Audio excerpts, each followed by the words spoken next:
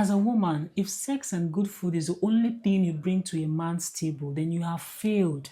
Let's be realistic. Growing up, I can still remember there's this popular saying then that a way to a man's heart is through his stomach. In other words, when you feed him right, then you're going to have his heart. Well, that might be true then, but seriously, it is not applicable in this present time anymore.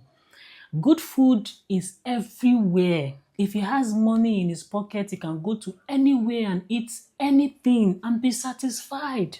Sex is everywhere. I think for a man in this present time, the easiest thing they can get is sex, whether online or offline.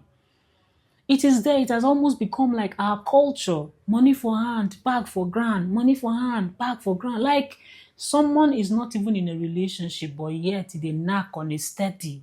That is to show you that if that is all you're bracing yourself up for or all you're bringing to his table, my sister, you need to have a rethink.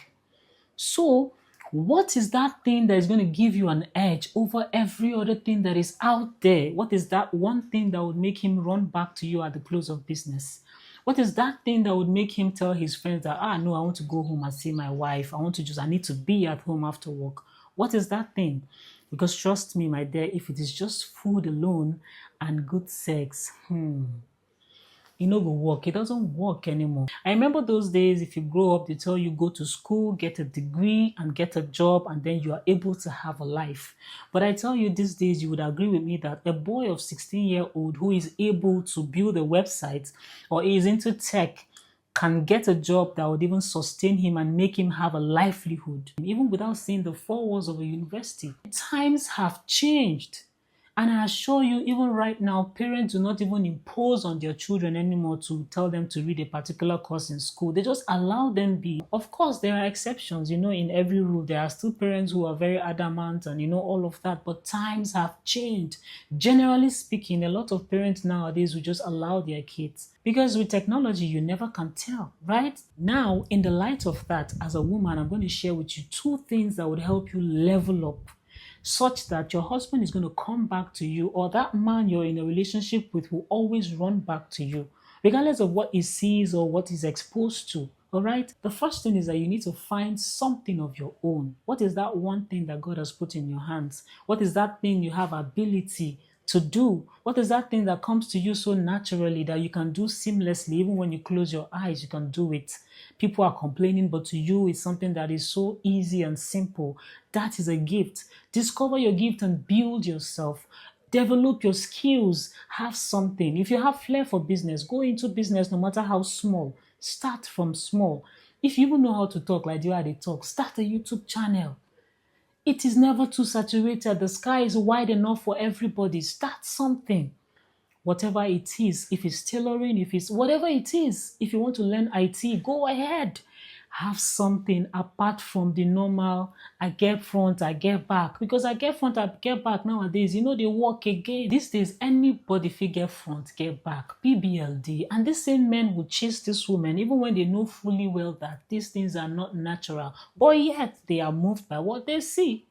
So, have a skill. What are the natural giftings that you have that God has blessed you with to touch somebody's life? Tap into it, develop yourself. And the second thing is learn how to talk. Hey, you see, this is what I want to tell you. So it's everything. This is particular to those of us who are married. Now, it doesn't mean that if you're not married, you can't listen to me. You can learn and prepare yourself against the future. Okay? Now, a woman who knows how to talk to a man will have that man's ears forever. The thing with us women is that most times we are so overpowered and overshadowed by our emotions that we fail to observe these things. And I have come to realize that this is very, very simple and yet powerful.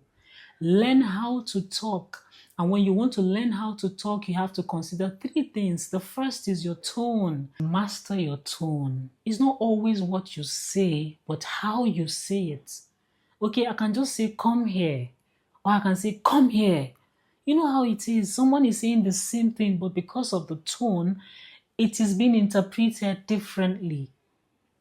Learn how to speak to your man. This is a very big secret that a lot of us do not understand. Men, listen when you talk like a woman. When you embrace your femininity and you operate in it, the energy you bring is something that he's going to appreciate. But But when you attack him like a man, even when you're right, he's still going to be very defensive. And at the end of the day, that thing you intend to achieve, that correction you're trying to make, he will not go fit do anything because he's not going to listen to anything you're saying and he's just going to block you off and your effort to just be wasted. But when you master your tone, it makes all of the difference. The second thing is master your timing. There are times that you can't bring certain topics up for a man to discuss with you and expect him to give his 100 in that time. It's not possible. Timing is everything. If he has just returned from work, that is not the best time to start attacking him with what he needs to do or what he should have done long time ago.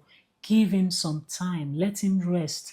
Men do not really know how to multitask. So when you bombard him with so many things, he has just returned from work, he's trying to take off his clothes, he's trying to think this, and maybe his phone is even ringing, and then you're bringing up another talk at that same time. You're not going to get the best of him. Give him some time. When he's relaxed, well rested, then you can bring up some issues. Whatever it is at that time, he's going to listen to you.